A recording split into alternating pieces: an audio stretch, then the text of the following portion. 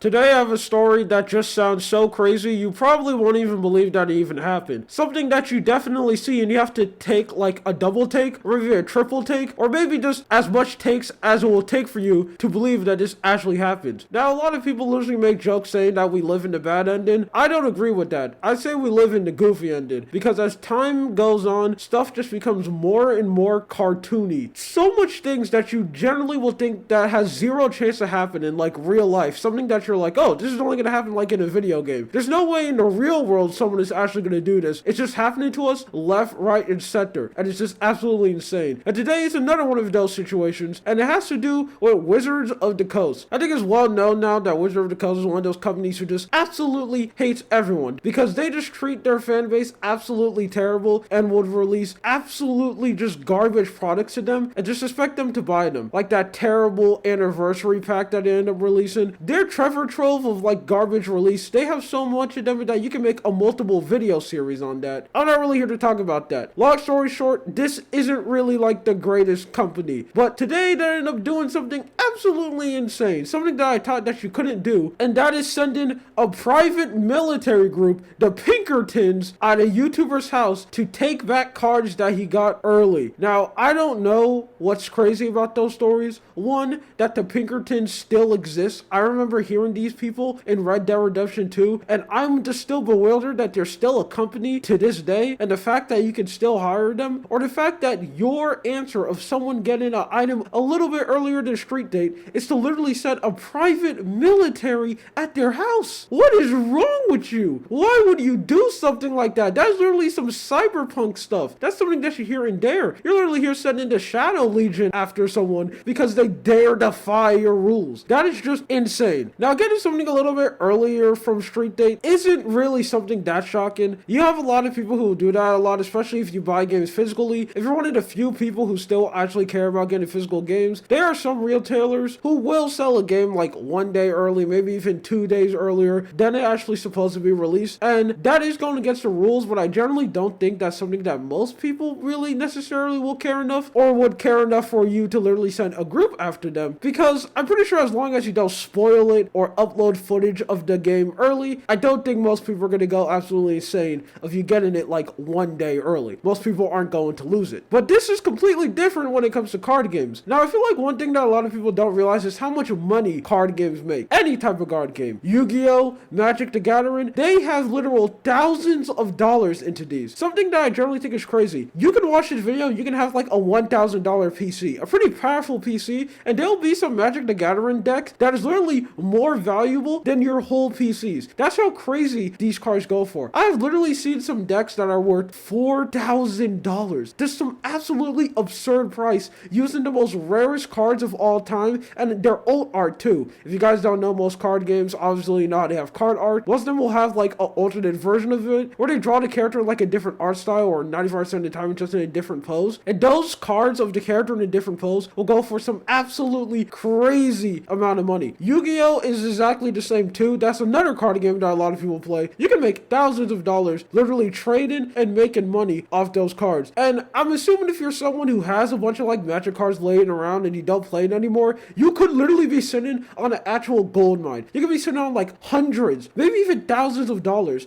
just sitting there in a box, because that's how crazy people go for these cards. So getting a Magic card earlier than the street date, that's a pretty big deal. Now as the story go, the person who ended up getting rated is a YouTuber called Old School MTG, and he's a pretty small creator with around 3,000 subscribers. And Wizard of the Coast ended up sending the Pinkertons after him to basically go collect some cards that he got early. Now he ended up claiming that he didn't know he bought the card early. He just went to his card dealers and picked up the card, which is something that I kinda think is a little bit suspicious, because again, as I wanted to, Magic the Gathering cards go for a lot of money, so breaking the street date for something like this isn't just something that you can do and be 100% fine. That's a pretty big deal, and something that you can get in pretty big trouble if you do something like that, especially if you're like a card store. Now Wizard of the Coast end up apologizing for this situation, because of course they do. This is a pretty scary experience. Imagine if you're just sitting down, lying down in your bed, and then you hear someone come bashing down your door just to open the door, and you see someone from the Pinkertons agency is there to go take some cards from you. I'm pretty sure the average person will be absolutely scared, and I really hope this guy gets something from it, not just like a, oh, we're sorry, because I'm pretty sure this is a pretty traumatizing experience. I think this is something that could actually scar someone, and I'm not even saying that for a joke. I'm literally serious with that, because you straight up to send a Red Legion after someone. This is just a story that I wanted to talk about, an absolutely insane situation. We truly do live in the Goofy timeline. My name is Lua. You have a good day or night. See ya.